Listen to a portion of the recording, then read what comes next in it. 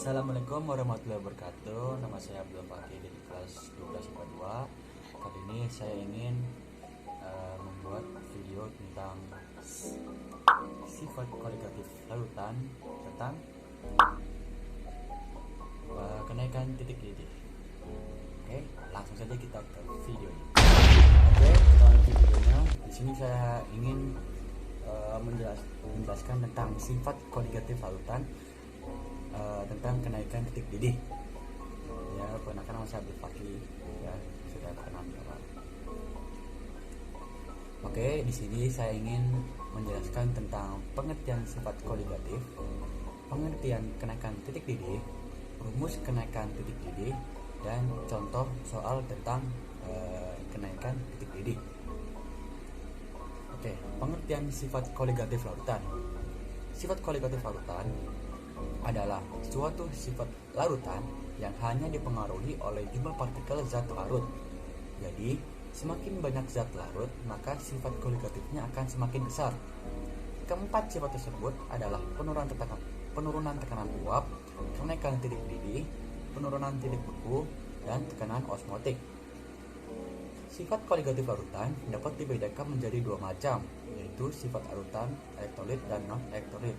Oke, di sini saya mengambil sifat kualitatif tentang kenaikan titik didih. Apa sih kenaikan titik didih? Kenaikan titik didih adalah fenomena yang terjadi untuk semua zat larut dalam semua larutan.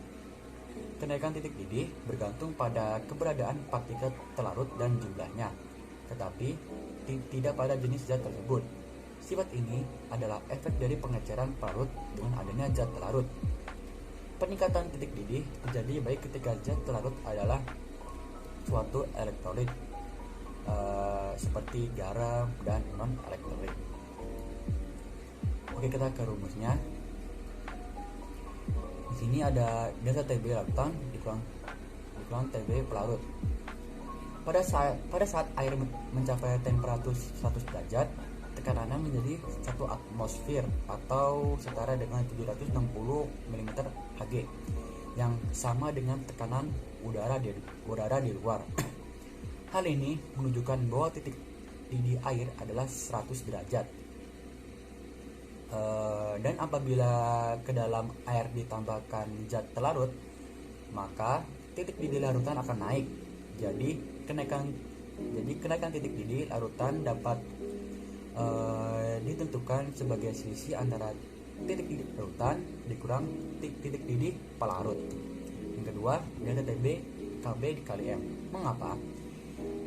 Menurut hukum Beckmann dan Raoult bahwa rumus penurunan titik beku dan kenaikan titik didih berbanding langsung dengan molalitas yang terlarut di dalamnya. Hukum tersebut dapat dirumuskan sebagai KB dikali M, ya, yang berbanding lurus. Oke, di sini juga yang nomor 3 sama seperti nomor 2, tapi di sini ada huruf I. Kenapa huruf I? Kalau tidak ada huruf I atau delta TB KB dikali M itu non elektrolit. Tapi jika sudah dikali I, berarti larutan tersebut elektrolit, ya. I itu adalah faktor Van Kove, ya. Oke, nomor 4.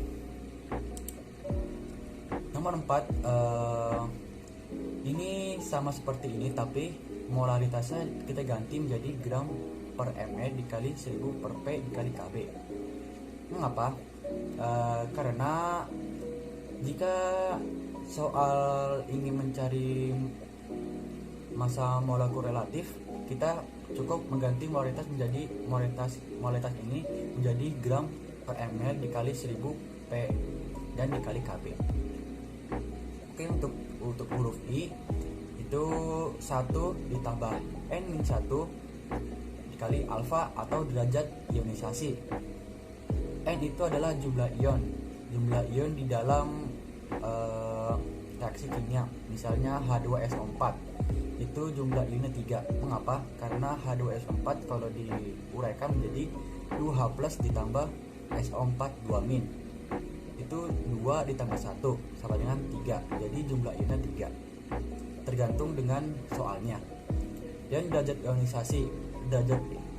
ionisasi itu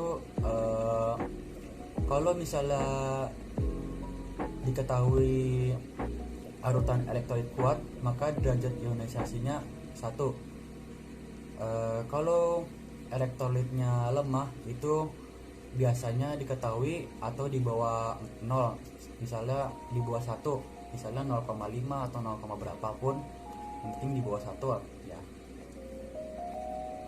Oke, kita lanjut ke contoh soalnya.